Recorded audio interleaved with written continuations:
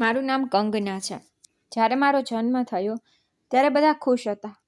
માં કહેતી કે તે રડી રહી હતી. ડૉક્ટરે ફક્ત એક જ વાત કહી કે બાળક ઠીક છે, ફક્ત એક પગમાં થોડોક વાંધો છે. તે વાંધો શું હતો? એક નાનો વાંધો જે મારા આખા જીવન માટે મજાક બની ગયો. લોકોએ મને નામ આપ્યું નહીં, તેઓએ ફક્ત મને એક નામ આપ્યું, લંગરી કંગના. હું કંગના છું, પરંતુ કોઈએ મને ક્યારેય મારા નામથી બોલાવી નથી. શરૂઆતમાં હું સમજી શકતી નહોતી કે મારી સાથે આવું વર્તન કેમ કરવામાં આવે છે. હું બાળક જેવી હતી, રમવા માંગતી હતી, હસવા માંગતી હતી. પરંતુ જ્યારે હું શેરીમાં જતી ત્યારે બધાના ચહેરા બદલાઈ જતા. બાળકોની આંખોમાં આશ્ચર્ય નહીં પણ નફરત હતી. એક દિવસ એક છોકરીએ તેની માને પૂછ્યું કે માં, આ છોકરી કેમ વિચિત્ર છે? અને તેની માએ ખૂબ શાંતિથી જવાબ આપ્યો, તે લંગડી છે ને દીકરી, તેથી જ. મારા 3 ભાઈઓ હતા. હું તેની એકમાત્ર બહેન હતી, પરંતુ કોઈએ ક્યારેય મારા હૃદયની વાત સાંભળી નહીં. મારો મજાક એવી રીતે ઉડાવવામાં આવતો કે જાણે મારું અસ્તિત્વ જ શરમજનક હોય. મોટા ભાઈઓએ ક્યારેય મને નામથી બોલાવતા નહોતા. હંમેશા બૂમ પાડતા, ઓ લંગડી પાણી લાવ, ઓ લંગડી ચા બનાવી આપ. ક્યારેક હું વિચારતી કે શું તેમના હૃદયમાં મારા માટે પ્રેમ છે કે શું તેઓ તેને વ્યક્ત કરવાનું ભૂલી ગયા. માં તેમાં મારી બીજી માં હતી. મેં તેના ખોળામાં આશરો લીધો. પણ ગુસ્સામાં તે પણ મને એ જ શબ્દો કહેતી, કંગના લંગડી, મારી વાત સાંભળ, તું તો મારી વાત બિલકુલ સાંભળતી નથી. હું અંદરથી ભાંગી જતી, પણ માં પણ લાચાર હતી. કદાચ તે મારા અસ્તિત્વ પર પોતાનો ગુસ્સો અને લાચારી કાઢતી હતી. હું રડતી નહોતી, ફક્ત ચૂપ થઈ જતી. જો પડોશમાં મારો ઉલ્લેખ થતો તો તે નામથી નહીં પણ મારી સ્થિતિથી થતો, કે કંગના લંગડીની માં બજારમાં ગઈ છે, અથવા આજે કંગના લંગડી શેરીમાં પડી હતી. તે બધા મને મારા પગથી ઓળખતા, મારી આંખો, મારા શબ્દો, મારા સપનાથી નહીં. તેમના માટે હું એક મજાક હતી, એક વાત કરવાનો વિષય હતી. હું મારી જાતને અરીસામાં જોતી. એક નિર્દોષ ચહેરો પણ એક એવો તફાવત જે બધાને કાંટાની જેમ ચોંટી જતો. ક્યારેક હું મારી જાતને કહેતી કે કાશ હું પણ એક સામાન્ય છોકરી હોત. કાશ હું પણ કોઈના વખાણનું કારણ હોત, પણ કોઈના શરમનું કારણ નહીં. જ્યારે મારો ભાઈ તેના બધા મિત્રો સાથે બેસતો ત્યારે તે મારા વિશે વાત કરતો નહોતો. જો કોઈ પૂછતું કે શું તારી કોઈ બહેન છે, તો તે ફક્ત હા કહેતો, પરંતુ પછી તે વિષય બદલી નાખતો. હું તેની બહેન હતી, પણ મને બધાથી છુપાવવામાં આવતી, જાણે હું કોઈ રહસ્ય છું. હું તેના માટે આદરનું કારણ ન હતી, શરમનું કારણ બની ગઈ હતી. એક દિવસ મારી અસલી માએ મને ખોળામાં લીધી અને કહ્યું કે દીકરા, જો હું મરી જઈશ તો તું શું કરીશ? મેં કંઈ કહ્યું નહીં. મેં ફક્ત મારા મનમાં વિચાર્યું કે પછી લોકો મારા પર દયા કરશે, કે કદાચ પછી આ દુનિયા મને માણસ ગણશે. હવે જ્યારે કોઈ કંગના લંગડી કહેતું ત્યારે મને દુઃખ નથી થતું, કારણ કે હું જાણું છું કે આ દુનિયા ફક્ત તે જ જુએ છે જે આંખો સામે છે. હૃદયની સુંદરતા, ઈરાદાઓની સત્યતા અને તેનું વજન કોઈ ત્રાજવામાં નથી. પણ એક વાત હું હંમેશા કહું છું કે હું કંગના છું, અને દુનિયા ગમે તે કહે, ભગવાને મને આવી જ બનાવી છે. મને આ દુનિયામાં આવી જ રીતે મોકલી છે, અને ભગવાન જે નક્કી કરે તે મારા માટે શ્રેષ્ઠ છે. મારા બાળપણમાં મારો કોઈ ખાસ મિત્ર નહોતો. મારી ઉંમરની કોઈ છોકરી નહોતી જે મારો હાથ પકડીને શેરીમાં ભાગે, કે ન કોઈ બાળક જે મારી સાથે રમવા માટે તૈયાર થાય. શેરીમાં ખૂબ જ ધમાલ થતી. બાળકો અવાજ કરતા, પણ જેમ હું પણ રાખતી હતી. બધું જ એક ક્ષણ માટે શાંત થઈ જતું. આંખો મારી પાછળ આવતી હતી, જાણે હું કોઈ અસાધારણ વસ્તુ છું. કેટલાક લોકો ધીમેથી વાતો કરતા, તો કેટલાક મોટેથી હસતા. એક દિવસ મારી માએ મને નવા ચપ્પલ ખરીદી આપ્યા. હું ખુશ હતી. ચપ્પલ પહેરીને હું શેરીના ખૂણામાં ગઈ. 2 છોકરી પિંકી અને રેણુ ઢીંગલીઓ સાથે રમી રહી હતી. હું તેમની પાસે જઈને બેઠી. રેણુએ મારા પગ તરફ જોયું, પછી તેણે પિંકીના કાનમાં કંઈક કહ્યું અને બંને હસવા લાગી. તેમાંથી એકે કહ્યું કે તું પણ ઢીંગલી છે, તો પછી બીજી છોકરીએ કહ્યું કે ઢીંગલી લંગડી થઈ ગઈ. હું ત્યાંથી ઊભી થઈ અને ઉતાવળમાં મારા ઘરે પાછી આવી. માએ પૂછ્યું, શું થયું છે દીકરી? આ પહેલી વાર નહોતું. આવા ઘણા પ્રસંગો બન્યા છે. શિયાળાની એક સાંજ યાદ છે, જ્યારે બધા બાળકો પતંગ ઉડાડી રહ્યા હતા. હું અગાસી પર ગઈ હતી. ત્યાં ફક્ત એક જ દોરી હતી. ફક્ત જોવામાં રસ હતો. નીચેથી અવાજ આવ્યો, લંગડી છોકરી પણ ઉપર આવી ગઈ છે. જો તે પડી જશે તો દોષ અમારા પર આવશે. મારો હાથ ત્યાં જ રહી ગયો હતો. મેં દોરી છોડી દીધી. મારા હૃદયે કહ્યું કે પાછી જા, અહીં તારું કોઈ નથી. પડોશમાં એક લગ્ન હતા. બધા બાળકો મહેંદી લગાવવામાં વ્યસ્ત હતા. મેં પણ મારી માને આગ્રહ કર્યો કે મારે પણ જવું છે. માએ મને તૈયાર કરી. જ્યારે હું નવા કપડાં પહેરીને ત્યાં પહોંચી ત્યારે બધાએ નજર ફેરવી લીધી. કોઈ એક પણ બાળકે કહ્યું નહીં કે આવ કંગના, ચાલો સાથે નાચીએ કે મહેંદી લગાવીએ. હું બસ એક બાજુ ઊભી રહી અને જ્યારે મેં સંગીતા પર થોડું નાચવાનો પ્રયાસ કર્યો ત્યારે બધા હસવા લાગ્યા. એક બાળકે કહ્યું કે શું તે નાચશે?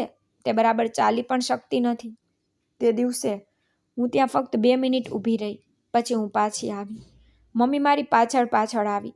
ઘરે આવ્યા પછી તેણીએ તેની સાડીના પલ્લુથી ધીમે ધીમે તેની આંખો સાફ કરવાનું શરૂ કર્યું અને ભગવાનને પ્રાર્થના કરવા લાગી કે મારી દીકરીને એ માન મળે જે લોકો તેની પાસેથી છીનવી લેવા માટે તૈયાર છે. એક દિવસ ઉનાળાના વેકેશન દરમિયાન બાળકોએ ક્રિકેટ મેચનું આયોજન કર્યું. હું દરવાજા પાછળ ઊભી રહીને બધું જોઈ રહી હતી. એક બાળકે તેનું બેટ જમીન પર ફેંકીને કહ્યું, જો આ લંગડી રમશે તો હું નહીં રમું. હું શાંતિથી ઘરની અંદર આવી ગઈ. મેં કોઈ જવાબ ન આપ્યો. હું વિચારતી હતી કે શું મારો ગુનો એ છે કે હું થોડી લાચાર છું, પણ પછી હું મારી જાતને જવાબ આપતી કે કદાચ હા, હું બધા માટે એક તમાશો બની ગઈ છું. કેટલાક મારી સામે સહાનુભૂતિથી જોતા તો કેટલાક નફરતથી જોતા.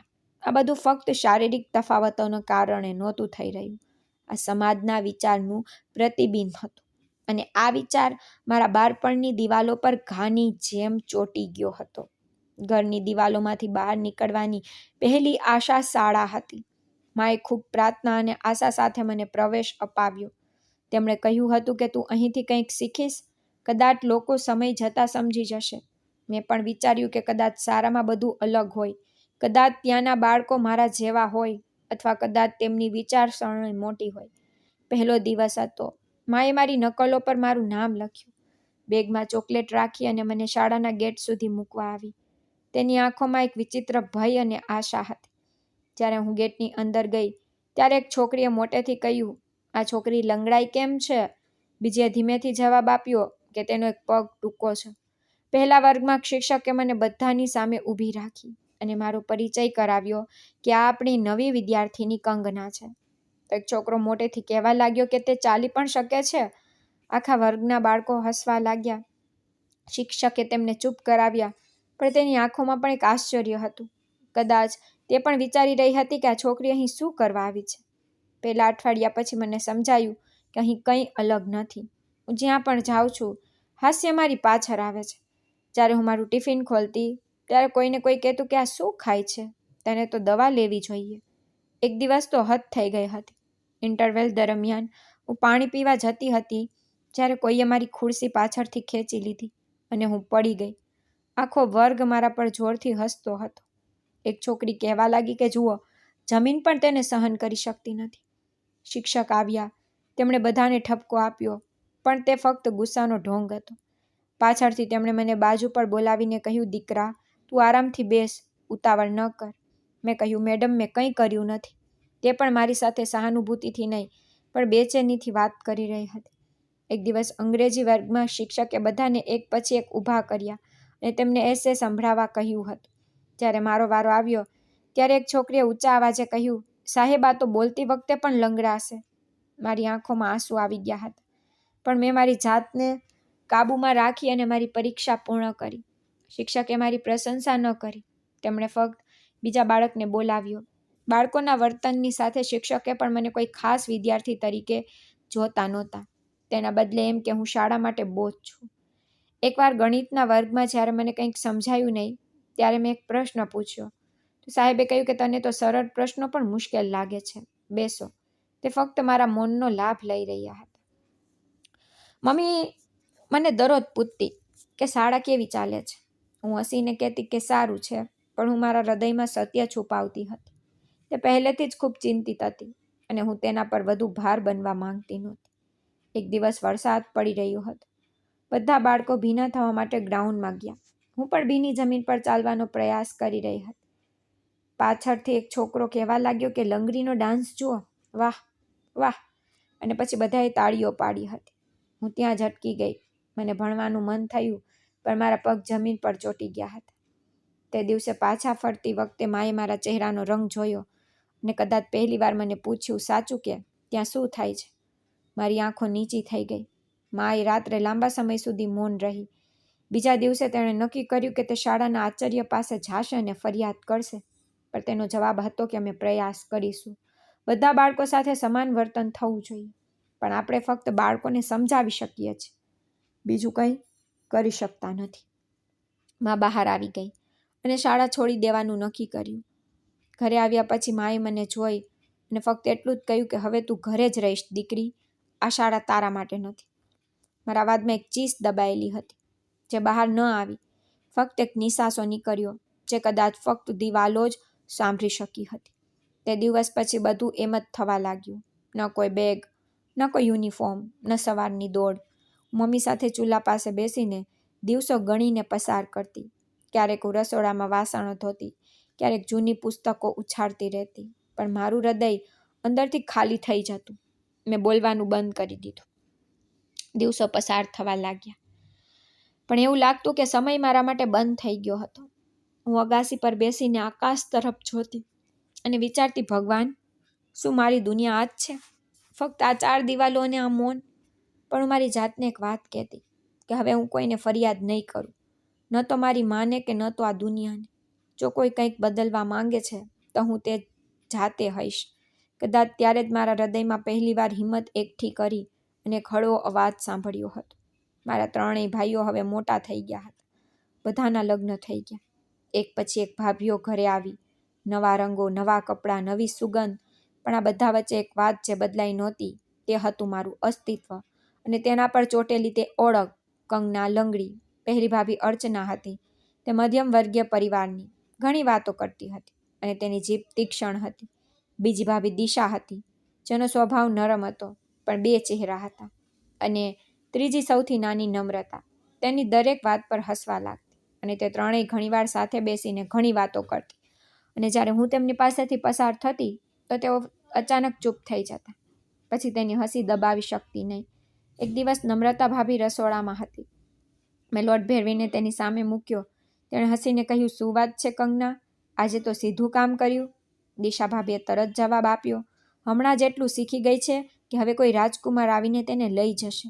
અર્ચના ભાભી હસવા લાગી અને બોલી કે બહેન, રાજકુમાર નહીં બહેન, જો કોઈ આંધળો હોય તો મામલો બની શકે છે, નહીંતર આ લંગડીને તેના ઘરે કોણ લઈ જશે? હું ત્યાં જ અટકી ગઈ હતી. મારા હાથ લોટથી રંગાયેલા હતા, પણ મારું હૃદય અંદરથી શાંત થઈ ગયું હતું. દિશા ભાભીએ આંખો નીચી કરી હતી. કદાચ તે શરમાઈ ગઈ હતી, પણ તેણે કંઈ કહ્યું નહીં. હું ચૂપચાપ રૂમમાં પાછી ગઈ. હવે આ ઘરમાં મારા માટે કોઈ જગ્યા નહોતી. અર્ચના ભાભી કહેતી કે મેં આ રૂમ સજાવ્યો છે તો જૂના આંગણાનો રૂમ લઈ લે, અને દિશા ભાભી કહેતી કે તને તો રૂમની જરૂર શું છે, તારું કામ પૂરું કરીને અગાસી પર જા. નમ્રતા ભાભી હસીને કહેતી કે જો અગાસીની હવા મળશે તો કદાચ તારું મન પણ સારું થઈ જશે. માં હજી પણ મારી ઢાલ હતી, પણ તે હવે થાકી ગઈ હતી. તે જાણતી હતી કે દરેકની બાબતમાં બોલવાથી લડાઈને આમંત્રણ આપવું છે. તે ઘણીવાર કહેતી કે દીકરી સહન કર, આ ઘર છે, અહીં ઊંચનીચ તો ચાલે છે. હું ફક્ત માથું હલાવતી અને મારા હૃદયમાંથી ફક્ત એક જ શબ્દ બોલતી કે આ ઘર મારું છે. જ્યારે પણ કોઈ મહેમાન આવતા તો નમ્રતા ભાભી મને રસોડામાં રોકતા. તે કહેતી કે તારે તેમની સામે ન આવવું જોઈએ, લોકો પ્રશ્નો પૂછે છે. દિશા ભાભી મહેમાનો સાથે મારા વિશે કોઈ સ્પષ્ટતા કર્યા વિના વાત કરતી. તે કહેતી કે હા, મારી એક નણંદ છે જે થોડી કમજોર છે. એક દિવસ મેં હિંમત ભેગી કરીને કહ્યું, મમ્મી, હું કપડાં સીવવાનું શીખવા માંગુ છું. કદાચ હું કંઈક બનીશ, ઓછામાં ઓછું હું વ્યસ્ત તો રહીશ. મમ્મી ખુશ થઈ ગઈ, પણ દિશા ભાભીએ કહ્યું, સીવણ શેના માટે? પોતાના કપડાં પર કોઈની દયા પર નિર્ભર છે? શું ગ્રાહકો તારી પાસેથી સીવવા આવશે? નમ્રતા ભાભી તરત જ બોલી કે હા, એક રૂમમાં કંગનાના બ્રાન્ડ ખુલશે, મફતમાં સીવણ કરશે, તેના બદલે ટોણા સાંભળશે. અર્ચના ભાભીએ થોડા નર્વાસથી કહ્યું, અરે કરવા દો, સમય તો પસાર થઈ જશે. પણ તેમના અવાજમાં પણ એ જ ટોણા છુપાયેલા હતા. ઘરના બધા કામ મારી જવાબદારી હતી. ઘણીવાર ભાભીઓ એકબીજાની સામે સાવરણી પણ ઉપાડતી નહોતી, અને હવે મમ્મી કંઈ કહેવાની હિંમત કરતી નહોતી. હું આખો દિવસ રસોડામાં અને ઘર સાફ કરવામાં વિતાવતી.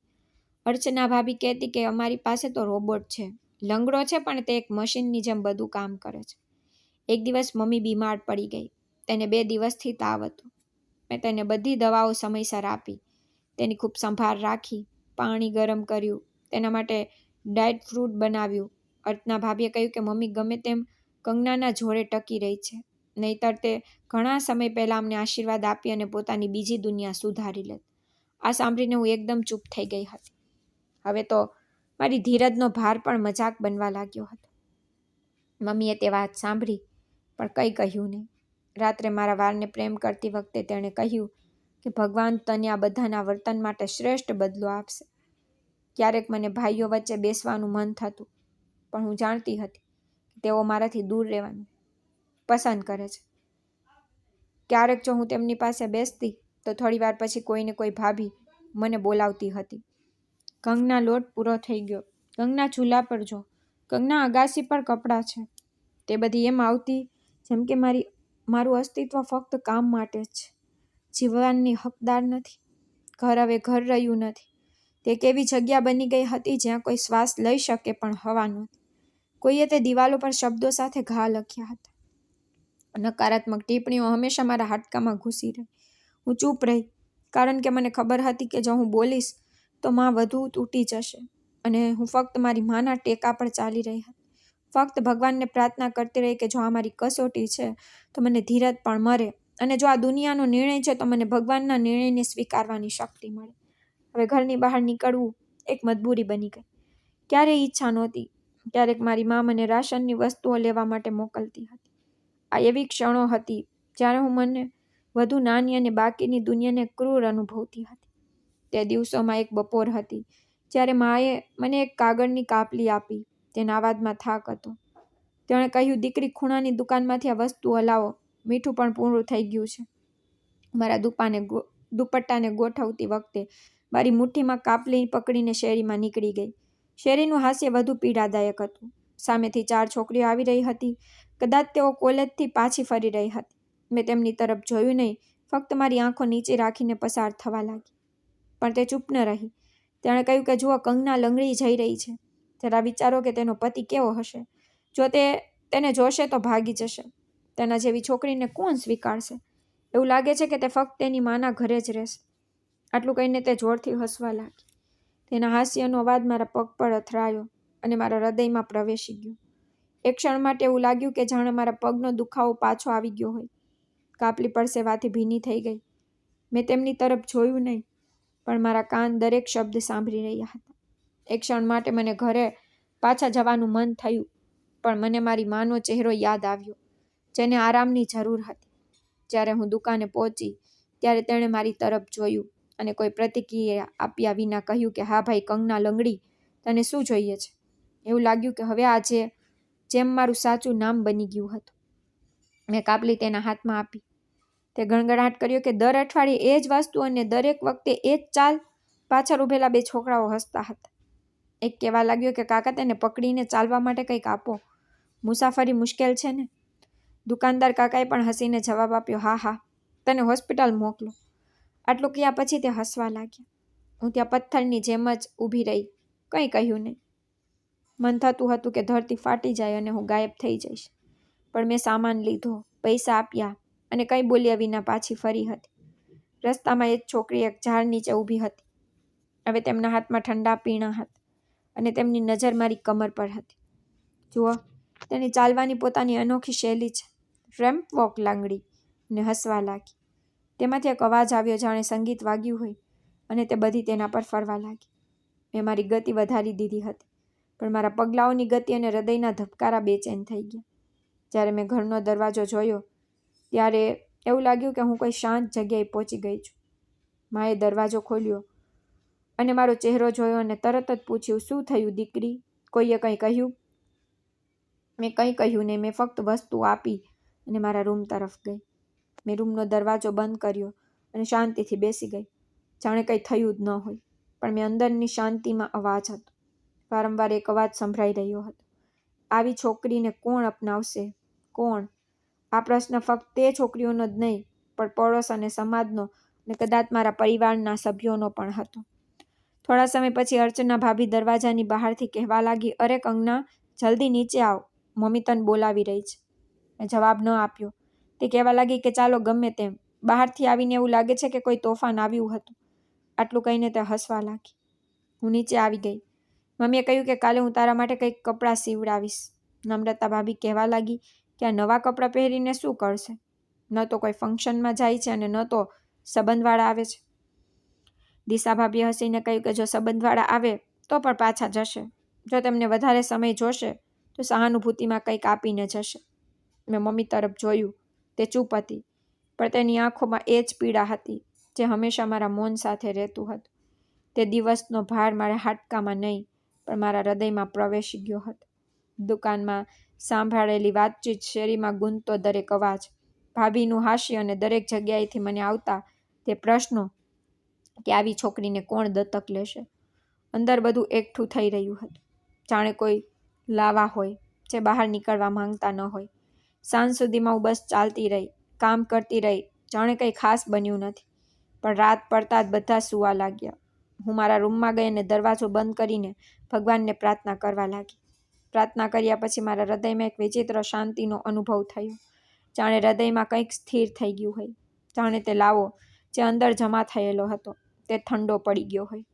રૂમમાં પાછા ફરતા માં દરવાજાની બહાર આવીને ઊભી રહી. તેણીએ પૂછ્યું કે તું શું કરી રહી હતી? મેં ધીમેથી કહ્યું કે આજે હું મારા હૃદયને હળવું કરવા માટે પ્રાર્થના કરી રહી છું. તેણીએ કહ્યું કે સાચા હૃદયથી ભગવાનને પ્રાર્થના કરીને કોઈ પ્રાર્થના ક્યારેય વ્યર્થ જતી નથી. બીજા દિવસે જ્યારે હું ટેરેસ પર ગઈ તો આકાશ થોડું અલગ હતું. પક્ષીઓ એ જ હતા, પવન એ જ હતો, પણ એવું લાગતું હતું કે દરેક વસ્તુમાં શાંતિ છે. હવે મને શેરીના અવાજો ઓછા સંભળાતા, અથવા કદાચ તેમનું મહત્વ ઓછું થઈ ગયું હતું. તે જ દિવસે સાંજે મમ્મીએ કહ્યું કે કંગના, થોડું આંગણું સાફ કરજે, અને હું કામમાં વ્યસ્ત થઈ ગઈ. નમ્રતા ભાભી ત્યાંથી પસાર થઈ અને ધીમેથી કહ્યું કે તું આજે ખૂબ પ્રાર્થના કરી રહી છે. શું તું ભગવાન પાસેથી કંઈક ખાસ માંગી રહી છે? શું કંઈ સ્વપ્ન જોયું છે? મેં હસીને કહ્યું, હા ભાભી, હું ભગવાનને ખુશ કરવાનો પ્રયાસ કરી રહી છું. તેના ચહેરા પર આશ્ચર્ય નહોતું. કદાચ તે જવાબની અપેક્ષા રાખતી નહોતી. અર્ચના ભાભી પણ ગેલેરીમાં ઊભી હતી. તેણે નમ્રતા ભાભીને તેની આંખો દ્વારા ચૂપ રહેવાનો સંકેત આપ્યો. તે રાત્રે હું ફરીથી મારા રૂમમાં બંધ થઈને પ્રાર્થના કરી રહી હતી ને ભગવાનની ખૂબ આભારી હતી. મને જીવવા મળેલી દરેક ક્ષણ માટે, મને મળેલા દરેક શ્વાસ માટે અને દરેક તે ક્ષણ માટે જે મારી કસોટી હતી. બધું મારી શક્તિ બની ગયું.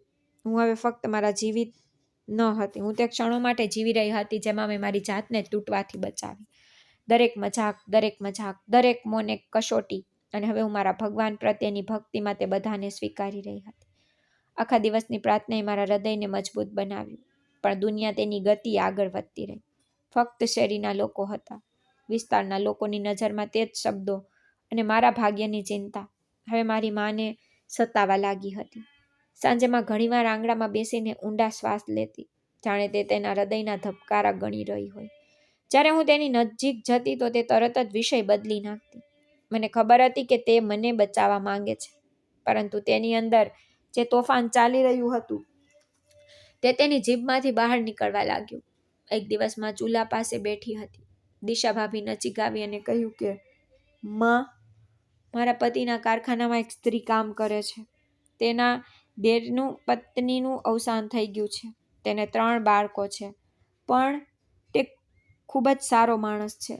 જો તમે કહો તો હું વાત કરું. માં એક ક્ષણ માટે મારી સામે જોયું, પછી તેણે ધીમેથી કહ્યું કે આપણે વાત કરવી જોઈએ. ક્યારેક સમય કોઈના પક્ષમાં હોય છે તે ખબર નથી. હું ચૂપ રહી. દિશા ભાભીએ ગુપ્ત રીતે અર્ચના ભાભીને કહ્યું, અને તે રાત્રે નમ્રતા ભાભી બેસીને કહેવા લાગી કે સારું થયું કે ઓછામાં ઓછું કોઈ તો એવું મળી ગયું છે જે કંગનાને ઘરે લઈ જવા માટે તૈયાર છે. 2 દિવસ પછી તેઓ અમારા ઘરે આવ્યા. માએ મને નવા કપડાં પહેરવા અને યોગ્ય રીતે તૈયાર થવા કહ્યું હતું. તેમણે કહ્યું કે મહેમાનો આવી રહ્યા છે. મેં મારી આંખોમાં પ્રશ્નો સાથે પૂછ્યું, કેમ? તેમણે ધીમેથી કહ્યું કે ફક્ત મળવા માટે, વાત પછી કરીશું. મારી આંખોમાં એક વિનંતી હતી, અને મેં ફરીથી કંઈ પૂછ્યું નહીં. જ્યારે મહેમાનો આવ્યા ત્યારે તે છોકરો નહીં પણ એક મોટો માણસ હતો. તેની સાથે 2 છોકરાઓ હતા. કદાચ તેના દીકરાઓ હતા. તે મને જોઈને હસ્યા. અમે થોડીવાર વાત કરી. તે શાંતિથી બેઠો હતો, આસપાસ જોતો રહ્યો. જ્યારે ચા પૂરી થઈ પછી તે મા પાસે આવ્યો અને કહ્યું કે બહેનજી, આપણે પછી વાત કરીશું. માએ કહ્યું કે તમને છોકરી કેવી લાગી? તેણે એક ક્ષણ માટે મારી સામે જોયું અને પછી જવાબ આપ્યો કે તે સારી દેખાય છે, પણ તેની ચાલ સારી છે. જ્યારે તે ચાલે છે તો એવું લાગે છે કે જમીન તૂટી જશે. આ સાંભળીને મારી મા જેમ પથ્થર બની ગઈ. તે માણસ હસ્યો અને કહ્યું કે મારો મતલબ હતો કે તમને ખરાબ ન લાગવું જોઈએ, પણ હું બાળકનો ઉછેર કરી રહ્યો છું. મને એક સંપૂર્ણ સ્ત્રીની જરૂર છે. સહાનુભૂતિથી લગ્ન શક્ય નથી. તે પાછો ફર્યો અને ચાલ્યો ગયો.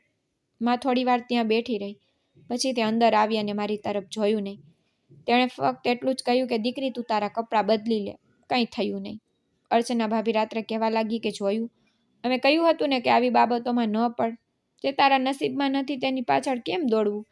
દિશા ભાભીએ જવાબ આપ્યો કે સંબંધ આવતો પણ નાની વાત શું છે? પણ આવા લોકો પાસેથી સત્ય સાંભળીને મમ્મી પણ ચૂપ થઈ જશે. હું મારી જગ્યાએ બેઠી રહી હતી. ન તો હું રડી કે ન તો હું હસી હતી. હું ફક્ત મારા મનમાં વિચારતી રહી કે કદાચ ઉપરવાળાએ મને પોતાની સાથે જોડવા માટે બધું બતાવી રહ્યા છે.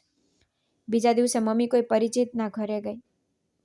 પાછી ફરતી વખતે તે ખૂબ શાંત હતી. મેં ખાવાનું રાખ્યું પણ તેણે ખાધું નહીં. પછી તે લાંબા સમય સુધી ટેરેસ પર ચાલતી રહી. રાત્રે તે કહેવા લાગી કે દીકરી, હવે કોઈ સંબંધની અપેક્ષા ન રાખ. જે મળે જેવું મળે તે તારે સ્વીકારવું પડશે. અમે ઘણું જોયું છે. હવે લોકો ઉપકાર કરે છે સંબંધને. ત્યાર પછી થોડા દિવસો સુધી કોઈ ઉલ્લેખ ન થયો. પણ એક સાંજે માં એક સ્ત્રી સાથે પાછી આવી. તેની સાથે એ જ સ્ત્રી હતી જેના પતિની ફેક્ટરીમાં દિશા ભાભીનો નાનો ભાઈ કામ કરતો હતો. તેણે કહ્યું કે તે મારા કાકાનો મિત્ર છે. તે ઉંમરમાં મોટો છે પણ તેનું હૃદય ખૂબ સારું છે. તેની પત્નીનું અવસાન થયું છે. તે એકલો રહે છે. લગ્ન કરવા માંગે છે. જો તમે સંમત થાવ તો હું તેને મોકલું. માં ચૂપ રહી. હું પણ ચૂપ રહી. પણ 2 દિવસ પછી તે આવ્યો. તે લગભગ 55 વર્ષનો હતો. નબળી આંખોવાળો તે માણસ જાડા ચશ્મા પહેર્યા હતા, શ્યામ રંગ અને હાથમાં લાકડી. માએ મને કહ્યું કે જઈને સામે બેસો, તને જોશે. બસ હું આવીને બેસી ગઈ. તેણે માથું ઊંચું કરીને મારા ચહેરા તરફ જોયું અને માથું હલાવ્યું. માએ પૂછ્યું, તમને મારી દીકરી કેવી લાગી? તેણે કહ્યું, તેનો ચહેરો સારો છે, ધીરજવાન લાગે છે. પછી જેમ ઊભી થઈ તે મારા પગ જોવા લાગ્યો. મારી ચાલ પર નજર રાખી. પછી મા તરફ જોઈને તે હસ્યો અને કહ્યું કે તમે મને પહેલાં કહ્યું નહીં કે આ છોકરી બરાબર ચાલી શકતી નથી. હું લગ્ન કરવા આવ્યો છું, કોઈ સહાનુભૂતિ નહીં. આવી સ્થિતિમાં તે મારી સંભાળ કેવી રીતે રાખશે? જો એ પોતાની સંભાળ નહીં રાખી શકે તો બીજાની સંભાળ કેવી રીતે રાખશે? આટલું કહીને એ ચાલ્યો ગયો. મમ્મીના હાથમાંથી ચાનો કપ નીચે પડી ગયો.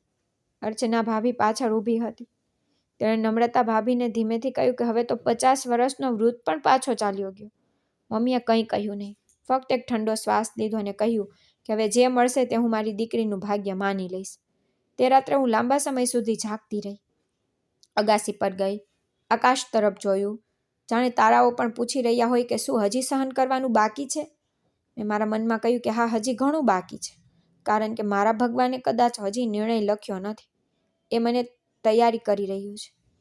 એ દિવસ પછી એવું લાગતું હતું કે માએ હાર સ્વીકારી લીધી. પહેલાં તેની આંખોમાં ફક્ત ચિંતા હતી. હવે લાચારી પણ આવી ગઈ હતી. હવે તે વહેલા ભોજન બનાવતી, વહેલી સૂઈ જતી અને ઓછી વાતો કરતી. તેનું હૃદય જેમ અંદરથી ખાલી થઈ રહ્યું હતું. એક સાંજે હું આંગણામાં વાસણો ધોતી હતી. જ્યારે માં અગાસી પરથી નીચે આવી, તે સીધી અર્ચના ભાભીના રૂમમાં ગઈ અને પછી દરવાજો બંધ ન થયો. અવાજ સંભળાયો. માએ ભાભીને કહ્યું કે વહુ, હવે તું જ કંઈક કર. તારા પતિ સાથે વાત કર. તું ઘરની સૌથી મોટી વહુ છે અને તારો પતિ આ ઘરનો સૌથી મોટો દીકરો છે. તેને કહે કે તેની બહેન માટે કંઈક કરે, ક્યાંક તેના લગ્ન વિશે પૂછે. ભાભીએ જવાબ આપ્યો કે માં, અમે ઘણીવાર કહ્યું છે. હવે તે પણ શરમજનક થઈ ગયા છે. શું અમારે દરેક વખતે અપમાન કરાવવું? માં ચૂપ થઈ ગઈ. પછી બીજા દિવસે નાસ્તા પછી તેણે નાના દીકરા સંદીપને બોલાવ્યો. કહ્યું કે દીકરા, તારી બહેનની હવે ઉંમર થઈ ગઈ છે. લોકોના ટોણા સાંભળીને હું મરી રહી છું. તારી બહેન વિશે કંઈક વિચાર. તેના વિશે કંઈક વિચાર. સંદીપભાઈએ છાપું એક બાજુ રાખ્યું. સ્પષ્ટ શબ્દમાં કહ્યું કે માં, કૃપા કરીને હવે અમને માફ કરો. અમે ખૂબ પ્રયાસ કર્યો. કોઈ આવા સંબંધને સ્વીકારવા માંગતું નથી. અમે વારંવાર લોકો સામે ઝૂકી શકતા નથી. નાના ભાઈ અનંતે કહ્યું કે માં, હવે તમે પણ સ્વીકારો. કંગનાનું ભાગ્ય હવે અમારા નિયંત્રણમાં નથી. તમે પોતે સાંભળ્યું કે ગઈ વખતે એ લોકોએ શું કહ્યું. આજે મમ્મીની આંખોમાં જાણે ચિંગારી સળગી ગઈ. તે ઊભી થઈ અને મને જોઈને બોલી કે મારા જીવનમાં તું જ એકમાત્ર એવી વસ્તુ છે જે શરમજનક છે. કાશ તું જન્મી ન હોત અથવા જન્મતાની સાથે જ મરી ગઈ હોત, તો ઓછામાં ઓછું આજે મને આ દિવસ તો ન જોવો પડે. ચાનો કપ મારા હાથમાંથી સળકી ગયો અને જમીન પર પડી ગયો. અવાજ આવ્યો પણ મેં માથું ઊંચું ન કર્યું. મમ્મી ઝડપથી તેના રૂમમાં ગઈ હતી. દરવાજો બંધ કરી દીધો હતો. ભાભીઓ રસોડામાં ઊભી વાતોમાં વ્યસ્ત હતી. નમ્રતા ભાભીએ દાંત વચ્ચે જીભ દબાવતા કહ્યું કે હવે તો મમ્મી પણ થાકી ગઈ છે. ગમે તેમ જો કંગનાને લગ્ન થાય તો આપણે બધા સારા માણસો દેખાઈશું. અર્ચના ભાભી અટકાવીને કહી, છોડો, હવે આ ઉંમરે તેની સાથે કોણ લગ્ન કરશે? માને કોઈ રાહત ન મળી, ત્યાં જ ઊભી સાંભળતી રહી. પછી તે ધીમેથી તેના રૂમમાં ગઈ. તે રાત્રે તેણે કંઈ ખાધું નહીં. માના શબ્દો મગજમાં ગૂંજતા રહ્યા. તે પહેલી વાર કેટલા કડક હતા, કદાચ છેલ્લી વાર પણ. પરંતુ મારા હૃદયે આ ભાર લીધો નહોતો, કારણ કે હવે હું તે કંગના રહી નથી જે દરેક વાતમાં પોતાને ભાંગેલી અનુભવતી હતી. મને ખબર પડી કે માણસો જે પીડા આપે છે તેનો કોઈ ઈલાજ માણસો પાસે નથી. પ્રાર્થના કરવા બેઠી. મેં રૂમની લાઇટ બંધ કરી. શાંતિથી પ્રાર્થના કરી અને હું પ્રાર્થનામાં મગન હતી. હું ઉપરવાળાને કહી રહી હતી કે આજે મારા હૃદય પર કોઈ ભાર નથી. મને ફક્ત તમારી ઈચ્છા જોઈએ છે. આ દુનિયા ગમે તે કહે, તમે મારી સાથે છો. તેથી મને ધીરજ મળી રહી છે અને મને મારી કોઈ પરવા નથી. પ્રાર્થના કર્યા પછી મારા હૃદય પરનો ભાર હળવો થયો. હું પણ વહેલી સૂઈ ગઈ. બીજા દિવસે સવારે માએ મારી સાથે આંખનો સંપર્ક કરી નહીં. મેં કંઈ કહ્યું નહીં ને ફક્ત કામ કરતી રહી. ભાભીઓ તેમના રૂમમાં હતી. ભાઈ ચા નાસ્તામાં ને અખબાર વાંચવામાં વ્યસ્ત હતા. બધું એમનું એમ જ હતું, જાણે કંઈ બચ્યું જ ન હોય. અને કદાચ આ સૌથી મોટું દુઃખ હતું કે મારા અસ્તિત્વનો કોઈ હિસાબ નહોતો. બપોરે નમ્રતા ભાભીની એક મિત્ર આવી. તેણે મારી પાસે પાણી માંગ્યું. હું તે પર ગ્લાસ રાખીને લઈ ગઈ. તેણે મારી તરફ ધ્યાનથી જોયું. પછી તેણે નમ્રતા ભાભીને ધીમેથી કહ્યું, શું આ તારી નણંદ છે? નમ્રતા ભાભીએ જોરથી હસીને કહ્યું કે હા, આ મારી પ્રખ્યાત ભાભી કંગના લંગડી છે. મારી નજર તે બંનેના ચહેરા પર હતી કે જાણે હું તેમના માટે કોઈ તમાશો છું, જાણે મારું જીવન તેમની મજાકનો રસ્તો હોય. સાંજે કપડાં ગોઠવતી વખતે માએ કહ્યું કે જો હવે આ ભલે ગમે તે હોય, હું હા કહીશ. હું હવે લોકોની વાતો સાંભળવા માંગતી નથી. મેં તેના હાથમાંથી કપડાં લીધા અને ધીમે તે કહ્યું કે મામન, કોઈ ફરિયાદ નથી, ન તો તમારી સાથે કે ન તો મારો મજાક ઉડાવનારો સાથે. ફક્ત એક જ વાત છે, જો ભગવાન ખુશ હોય તો બધું સારું છે. માએ મને આશ્ચર્યથી જોઈ. કદાચ પહેલી વાર મારા શબ્દો તેના હૃદયને સ્પર્શી ગયા, પણ તે કંઈ બોલી રહી નહોતી. તે શાંતિથી તેના રૂમમાં ગઈ. તે રાત્રે બધા સૂઈ ગયા. પછી હું ટેરેસ પર ગઈ અને આકાશ તરફ જોયું. ત્યારે ચારે બાજુ રોશની હતી. મેં મારા હૃદયમાં ફરી એકવાર તે શબ્દોનું પુનરાવર્તન કર્યું, હે ભગવાન, હું તમારાથી ખુશ છું. તમારી બધી વાતો સ્વીકારું છું. જો મારી કસોટી તમારી ઈચ્છામાં હોય તો હું તે સ્વીકારું છું. અને જો આ મૌન જ મારી પ્રાર્થનાનો જવાબ છે તો હું તે પણ સ્વીકારું છું. તે ક્ષણે મને લાગ્યું કે જેમ હું ખરેખર મુક્ત થઈ ગઈ છું, કારણ કે જે હૃદયથી આશા હોય છે તે હવે બંધ થઈ ગઈ હતી.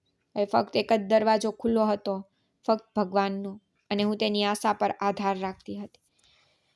દિવસ હજુ પૂરો ઉગ્યો પણ નહોતો. સૂર્ય ઝાંખો હતો. હું સૂતી હતી. મા આંગણામાં બેસીને મગફળી ફોલતી હતી અને હું વાસણો ધોઈ રહી હતી. ત્યારે અચાનક દરવાજો વાગ્યો. માએ ડોક્યું કરીને જોયું. પછી તેણે પ્રશ્ન પૂછતા કહ્યું, અરે તું આ ક્ષણે વિસ્તારનો વૃદ્ધ કચરો વેચનાર મારી સામે ઊભો હતો, ફાટેલા જૂના કપડાં પહેરી અને ખંભા પર કોથળો લટકાવીને. તે મહિનામાં 2-3 વાર કચરો લેવા આવતો. તેના ચહેરા પર હંમેશા એ જ રહેતો, અસામાન્ય અને શાંત દેખાતો. તેણે કહ્યું, બહેન, હું કચરો લેવા આવ્યો નથી. આજે હું તમને કંઈક કહેવા આવ્યો છું. માએ સંકુચિત આંખોથી તેની તરફ જોઈને પૂછ્યું, શું વાત છે? તે થોડો ઝૂકી ગયો અને પછી સીધો થઈને બોલ્યો કે મેં સાંભળ્યું છે કે તમારી દીકરીના લગ્ન નથી થઈ રહ્યા. જો તમે સાચું સમજો તો હું તેની સાથે લગ્ન કરવા માંગુ છું. તે ક્ષણે એવું લાગ્યું કે જેમ સમય થંભી ગયો છે. વાસણ મારા હાથમાં રહી ગયા. પાણી વહેતું રહ્યું. માં પથ્થર બની ગઈ. જાણે તે સમજી રહી ન હોય કે તે શું સાંભળી રહી છે. તેણે કહ્યું કે તમે આ શું કહી રહ્યા છો? માનો અવાજ દબાયેલા હતો. તેણે કહ્યું કે મારું કોઈ નથી, ન આગળ કે ન પાછળ. હું વૃદ્ધ છું, પણ મારું હૃદય સ્વચ્છ છે. હું તમારી દીકરીને આદરપૂર્વક રાખીશ. તેણે ખિસ્સામાંથી પોતાનો જૂનો રૂમાલ કાઢ્યો અને કપાળ પરથી પરસેવો લૂછ્યો. પછી માથું નમાવીને ઊભો રહ્યો. નમ્રતા ભાભી બારીમાંથી હસતા હસતા બધું સાંભળી રહી હતી અને બોલવા લાગી કે વાહ વાહ, હવે કચરાવાળા પણ સંબંધ માંગવા લાગ્યા છે. દિશા ભાભી અંદરથી આવીને કહ્યું કે તેને શું ખબર કે આદર શું હોય છે, પત્ની કે કોથળો, તેને કોઈ ફરક પડતો નથી. માનો ચહેરો શાંત થઈ ગયો હતો. તે થોડીવાર ચૂપ રહીને પછી કહ્યું કે હવે જાઓ, અમને વિચારવા દે. કચરાવાળાએ માથું હલાવ્યું અને એવી રીતે પાછો ગયો જાણે કોઈ સોદો કરીને ખાલી હાથે પાછો ફરે છે. માં આખો દિવસ ચૂપ રહી, ન તો કોઈ વાત કરી ન કોઈ પ્રશ્ન પૂછ્યો.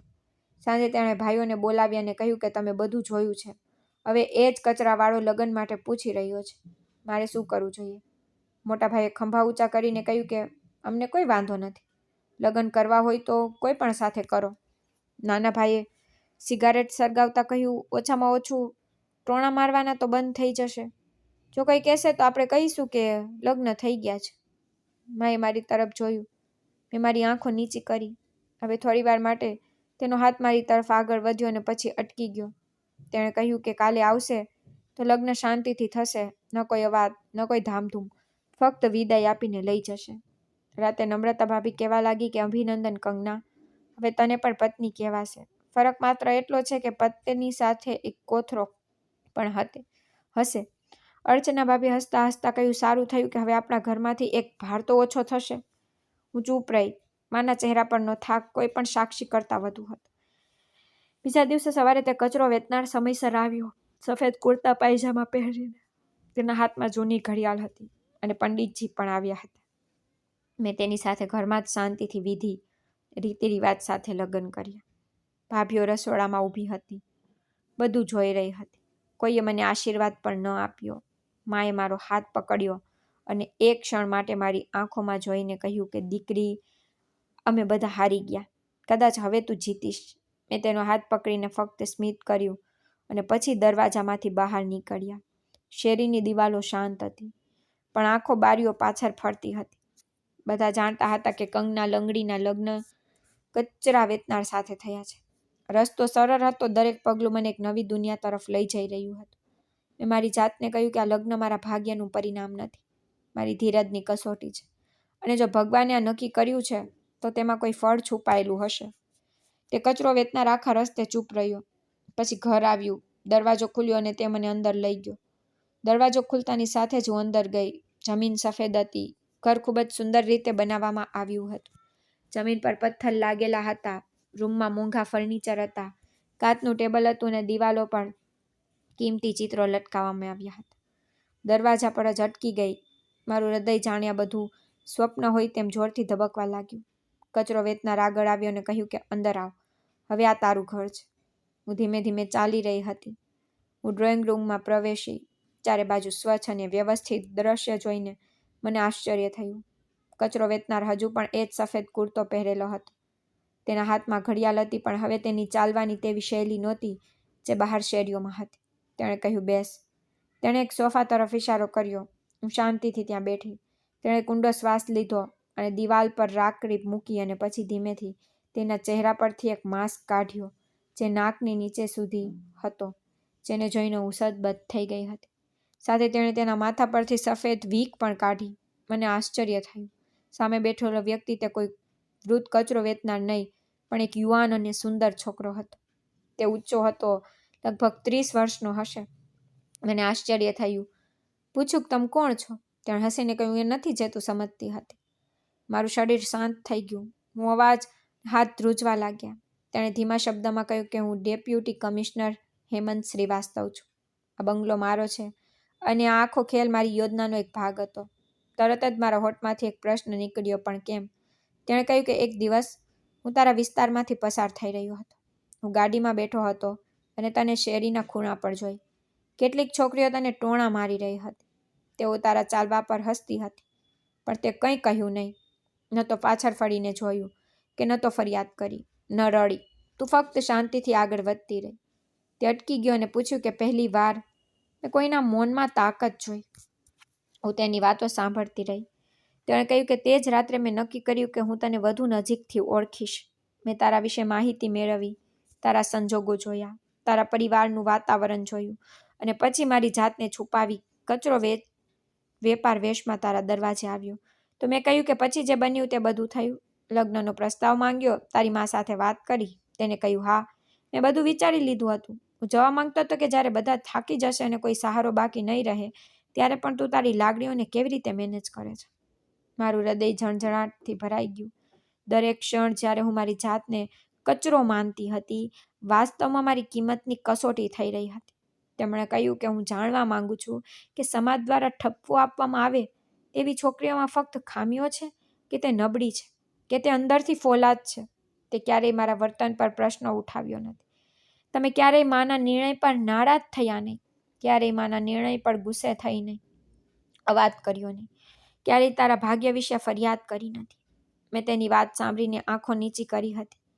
તેણે કહ્યું કે જ્યારે હું તને ઘરની અંદર લાવ્યો ત્યારે તે પ્રશ્ન ન કર્યો કે આ ઘર આટલું મોટું કેમ છે, કે પછી એક કચરો વેચનાર આટલો ધનવાન કેવી રીતે હોઈ શકે છે.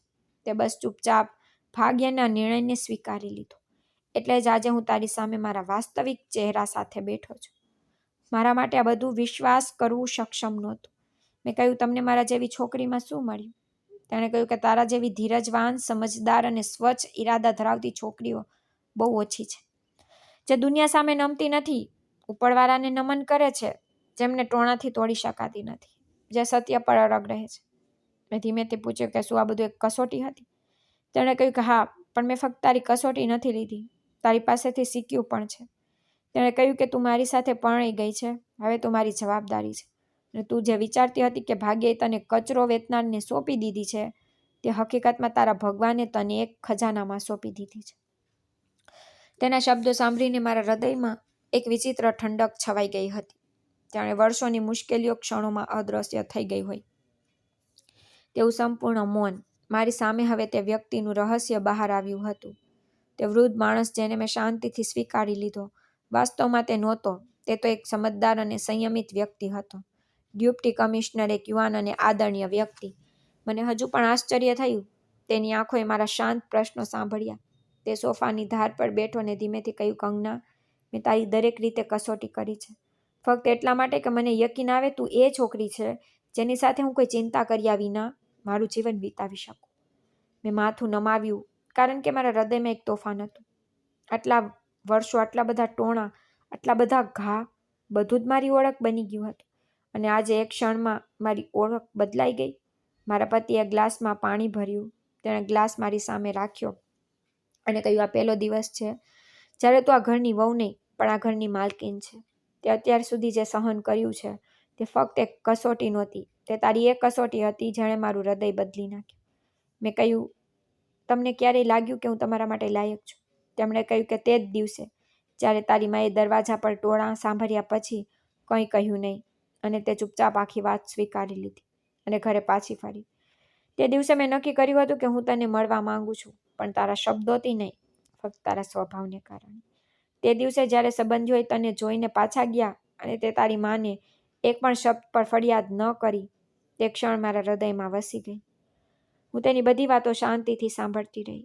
તેના દરેક શબ્દ પણ મૌનની કોઈને કોઈ ક્ષણ સાથે જોડાયેલા હતા.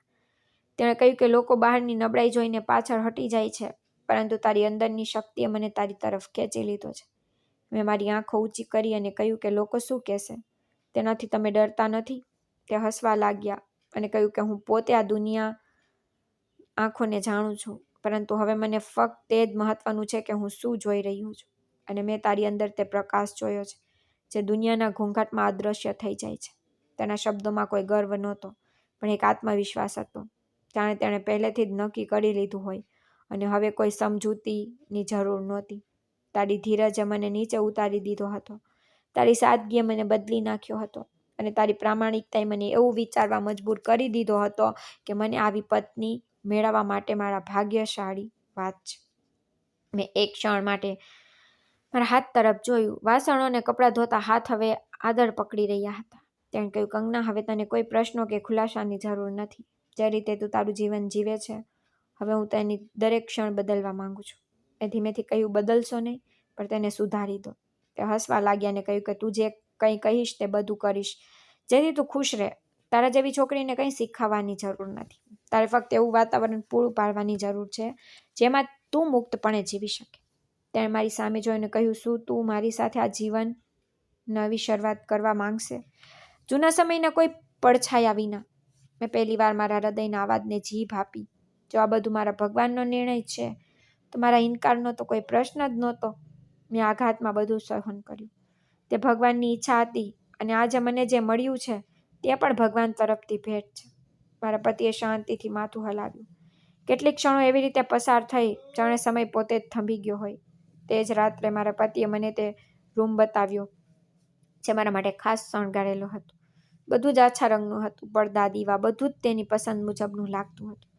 તેણે કહ્યું કે આ બધું તારા માટે છે. તારી નવી દુનિયા જે તારી ધીરજની જમીન પર બનેલી છે. રૂમના દરવાજા પર ઊભા રહીને મેં મારા મનમાં વિચાર્યું કે એક અંગના જે ક્યારેક શેરીના ખૂરા પર ટોણામાં દટાયેલી રહેતી, આજે આ બંગલાના દરવાજા પર ઊભી છે, અને તે પણ ઇજ્જત સાથે. મારા પતિએ વિદાય લેતી વખતે ફક્ત એક જ વાત કહી હતી કે આ દુનિયા તને તારા શરીર પર તારો ન્યાય કરતી રહી, પણ મેં તારી ધીરજની તારી કિંમત ઓળખી, અને આ કિંમતથી વસ્તુ મારી સાથે કાયમ રહેશે. મેં ધીમેથી કહ્યું, અને મેં મારું બધું મારા ભગવાનને સોંપી દીધું, જે આજે તેણે મને પાછું આપ્યું છે, જે મેં ક્યારેય મારા સપનામાં પણ વિચાર્યું નહોતું. તે ક્ષણ મારા જીવનની એક નવી શરૂઆત હતી. પરંતુ હું એ વાતથી સૌથી વધુ ખુશ હતી કે હવે હું ફક્ત કંગના નહોતી, હું કોઈની સંપૂર્ણ ઈચ્છા, સંપૂર્ણ આદર અને સંપૂર્ણ ક્ષમતા બની ગઈ હતી. લગ્નને થોડા જ દિવસો વીતી ગયા હતા, પરંતુ મારા જીવનમાં જે આરામ, સુવિધા અને આદર આવ્યો હતો તે વર્ષોના તડકા પછી છાયણા જેવો લાગતો હતો. હું હવે એક નવી દુનિયામાં હતી, જ્યાં કોઈ મને કંગના લંગડીને કહેતું નહોતું, પણ મારા પતિના નામથી, તેના કામથી ઓળખતું હતું. મારા પતિ હંમેશા મને કંગના ડાર્લિંગ કહેતા હતા. તેમના શબ્દોમાં હંમેશા મારા માટે પ્રેમ અને આદર હતો. તે કહેતા કે મારો બધો પ્રેમ ફક્ત તારા માટે છે. તેમનો પ્રેમ મારા આત્મામાં પ્રવેશી ગયો હતો. એક સવારે મારા પતિએ મારી પાસે આવ્યા, મારા માટે એક મોટું બોક્સ લાવ્યા હતા. મેં પૂછ્યું, આ શું છે? તેમણે કહ્યું કે હું તારા માટે કંઈક ખાસ લાવ્યો છું. તેમણે હસતા હસતા બોક્સ ખોલ્યું. અંદર એક કૃત્રિમ પગ હતો, બરાબર એવો જ મેં ઘણીવાર થેરાપી ક્લિનિકમાં જોયો હતો. મેં કહ્યું કે આ તો ખૂબ મોંઘું લાગે છે. તેમણે કહ્યું, હા, પણ તારી ખુશી કરતાં વધુ મોંઘું નથી. તારા માટે જે શ્રેષ્ઠ છે તે મોંઘું હોતું નથી, અને તું તેના માટે યોગ્ય છે. પછી તેમણે શહેરના એક ફિઝિયોથેરાપિસ્ટ સાથે મુલાકાત કરી લીધી. અમે પહેલીવાર ક્લિનિક ગયા ત્યારે ડૉક્ટરે મારું સંપૂર્ણ ચેકઅપ કર્યું. તે પછી મારી હાલતમાં વધુ સુધારો થયો હતો. તેમણે કહ્યું કે જો નિયમિત થેરાપી કરવામાં આવે તો ફરક સ્પષ્ટ થશે. થોડા અઠવાડિયા વીતી ગયા હતા. અઠવાડિયામાં 4 દિવસ થેરાપી કરવામાં આવતી. બાકીના દિવસોમાં ઘરે મારા પતિ દરેક સત્રમાં મારી સાથે જતા હતા. વેઇટિંગ એરિયામાં બેસતા હતા. ક્યારેક અંદર આવી અને મને પ્રોત્સાહન આપતા હતા. થોડા અઠવાડિયા પછી મેં પહેલીવાર સહારા વગર 2 પગલાં ભર્યા હતા. મારા પતિ ત્યાં જ ઊભા રહીને ખૂબ ખુશ થયા હતા. તેમની આંખોમાં પ્રકાશ અને ખુશીના આંસુ હતા. મને લાગ્યું કે મારા ચાલવાથી તેઓ મારા કરતાં વધુ ખુશ છે. તેમના હોઠ પર ગર્વ હતો. તેમણે કહ્યું કે તું સફળ થઈ ગઈ છે કંગના. હવે ફક્ત 2 પગલાં છે, પરંતુ આ સફર હજુ પણ તારા માટે બાકી છે. હવે હું સહારા વગર લાંબા સમય સુધી ઊભી રહી શકતી હતી. ધીમે ધીમે ચાલી શકતી હતી. સૌથી વધુ હું મારા પર ગર્વ કરી શકતી હતી. મારા માટે એક ખાસ રૂમ હતો. ત્યાં એક પુસ્તકાલય હતું, એક સીવણ મશીન હતું, અભ્યાસ કરવા માટે શાંતિ હતી. મેં ઓનલાઈન દરજી તરીકે કામ કરવાનું શરૂ કર્યું. મેં ઓનલાઈન ઓર્ડર પણ લેવાનું શરૂ કર્યું. હવે મેં મારા નામે કંઈક કરવાનું શરૂ કર્યું. અને પછી એક દિવસ હું મારા ખૂણાની દુકાન ધરાવતા કાકા પાસે ગઈ. જ્યારે તેમણે મને ચાલતી જોઈ ત્યારે તેમની આંખો આશ્ચર્યથી ખુલ્લી રહી ગઈ. તેણે કંઈ કહ્યું નહીં, કારણ કે આજે તેમની પાસે મારી મજાક ઉડાવવા માટે શબ્દો નહોતા. એ જ વિસ્તારની છોકરીઓ જે પહેલાં મારી મજાક ઉડાવતી હવે ચૂપચાપ મારી સામે જોઈ રહી હતી. મારા પરિવારના સભ્યો પણ મને જોઈને દંગ રહી ગયા. એક વિસ્તારની છોકરી ધીમેથી કહેવા લાગી, આ તો કંગના લંગડી જેવી દેખાય છે. પછી બીજી છોકરીએ ચૂપચાપ કહ્યું કે હા, તે જ છે, પણ લાગે છે કે તે હવે પોતાના ભાગ્યની રાણી બની ગઈ છે. મેં તેમની તરફ જોયું નહીં, કારણ કે હવે મને કોઈના ખુલાસાની જરૂર જ નહોતી. મારી ભાભીઓ મને જોઈને આશ્ચર્યચકિત થઈ ગઈ હતી. તેમની આંખો પહોળી થઈ ગઈ હતી. તેઓ માનતા નહોતા કે તેમની નણંદનું ભાગ્ય આવું પણ હોઈ શકે છે, જે હંમેશા મારી મજાક ઉડાવતી. આજે મારું અને મારા પતિની સ્થિતિ જોઈને તે મને તેના ઘરમાં આદર સાથે બેસવાનું કહી રહી હતી. માં પણ ખૂબ ખુશ હતી. મેં મારા જીવનમાંથી શીખ્યું છે કે એકને એક દિવસે દુનિયાની દરેક નકારાયેલી વસ્તુ કિંમતી બની જાય છે. જે દુઃખ કસોટી લાગે છે તે કાલે ભગવાન તરફથી ભેટ તરીકે મળે છે. મિત્રો, આશા કરું છું તમને અમારી વાર્તા ગમી હશે. જો તમને વાર્તા ગમી હોય તો વિડીયોને લાઈક કરો, ચેનલને પર નવા છો તો ચેનલને સબસ્ક્રાઈબ કરો, અને આ નોટિફિકેશન બેલને ચોક્કસપણે દબાવો, જેથી તમને આગળની અપડેટ પહેલાં મળે. ધન્યવાદ.